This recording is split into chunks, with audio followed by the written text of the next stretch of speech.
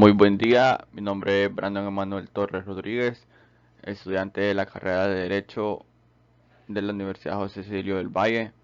En esta ocasión me toca hablarle sobre corrupción en los negocios entre particulares. Espero les guste y pongan atención al tema.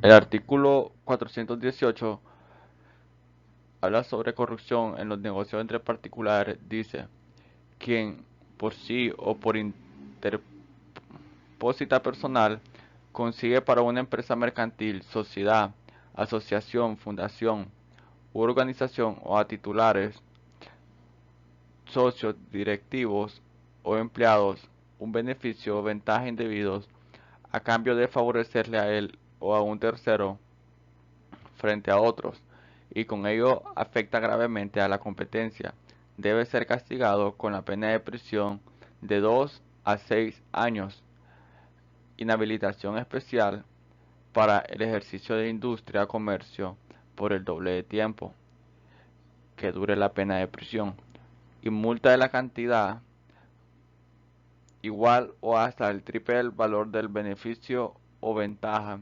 Con las mismas penas debe ser castigado el titular, socio, directivo, empleado o colaborador de una empresa mercantil o de una asociación o sociedad, fundación u organización que en relación con actos de comercio y afectando gravemente a la competencia por sí o por persona interpuesta recibe un beneficio o ventaja de cualquier naturaleza, no justifica a cambio de favorecerle frente a terceros a quien le otorga el beneficio de ventaja. Dice quien por interpósita persona. Eso quiere decir que una persona puede ser como prestanombre o testaferro.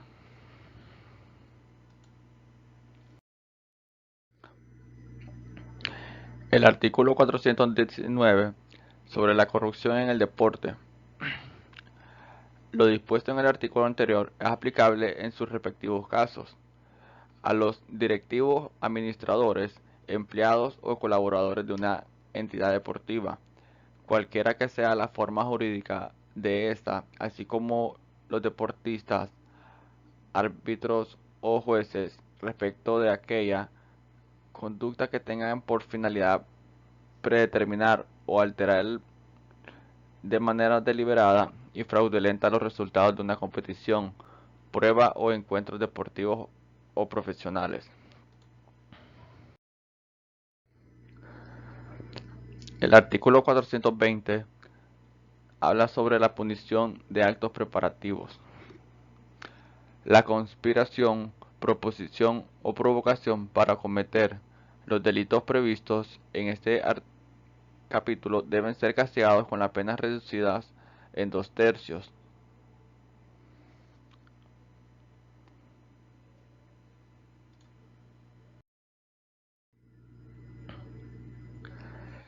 El artículo 421 sobre las atenuantes específicas. El órgano jurisdiccional competente en atención a la menor cuantía del beneficio o valor de la ventaja y la escasa trascendencia de la posición y funciones del culpable en la organización podrá imponer las penas que correspondan reducidas en 1/3.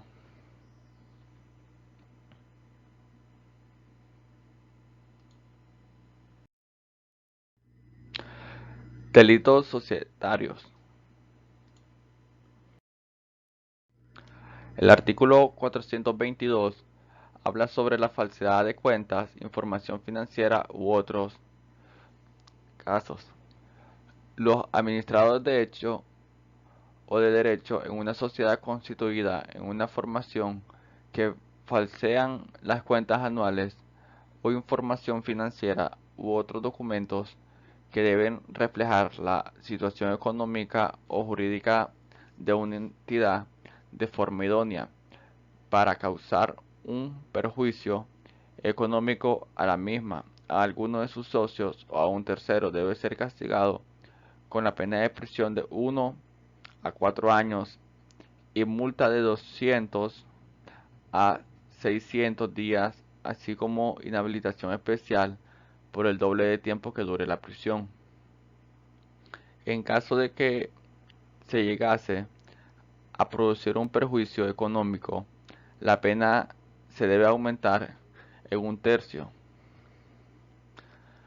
al no ser que la aplicación de otros preceptos del presente código resultare pena más grave, en cuyo caso se deben aplicar estos.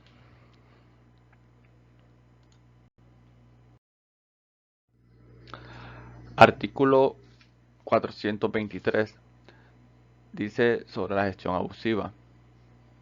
Quien prevaleciéndose de su situación mayoritaria en las asambleas generales de socios o accionistas en el órgano de administración de cualquier sociedad constituida o en formación imponen acuerdos abusivos con ánimo de lucro propio o ajeno, en perjuicio de los demás socios o accionistas sin que reporten beneficios a la sociedad, debe ser castigados con la pena de prisión de 1 a 4 años o multa por la cantidad igual o hasta el triple del beneficio obtenido e inhabilitación especial para la profesión, oficio, comercio e industria por el doble de tiempo que dure en prisión.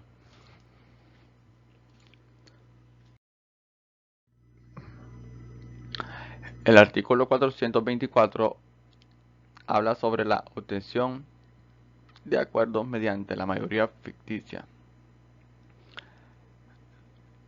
La pena anterior se debe agravar en un tercio en aquellos casos que en el acuerdo abusivo sea adoptado en perjuicio de la sociedad o de alguno de sus socios por la mayoría ficticia obtenida ejecutando alguna de las conductas siguientes. 1. Negándole el derecho al voto a la persona que legalmente lo tiene reconocido. 2. Obteniéndole 2. Concediéndole el derecho a voto a la persona que legalmente carezcan de este derecho. 3. Abusando de firma en blanco. Por cualquier otro medio semejante a los anteriores, lo anterior se debe aplicar sin perjuicio de las penas que corresponden en su caso por la comisión de otros delitos. Artículo 425. Negativa o impedimento del control de entidades supervisoras.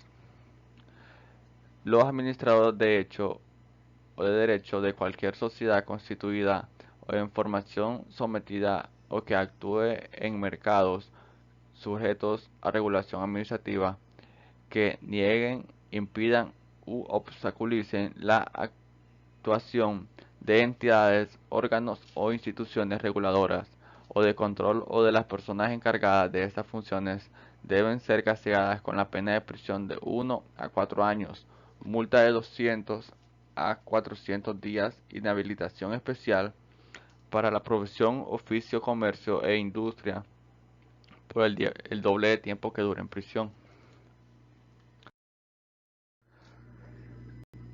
El artículo 426 habla sobre procedibilidad.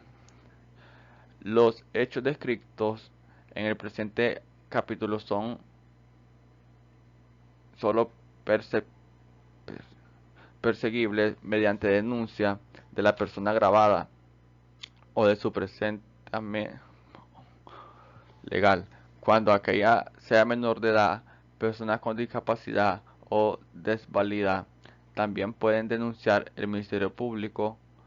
No es precisa la denuncia exigida en el párrafo anterior cuando la comisión del delito afecte a los intereses generales de la sociedad o una pluralidad indeterminada de las personas. En este artículo dice que como habla de las personas que son menores de edad con discapacidad o desvalida, el Ministerio Público los acoge como que fueran a ellos mismos que los están le están haciendo el caso y acoge la denuncia como propia.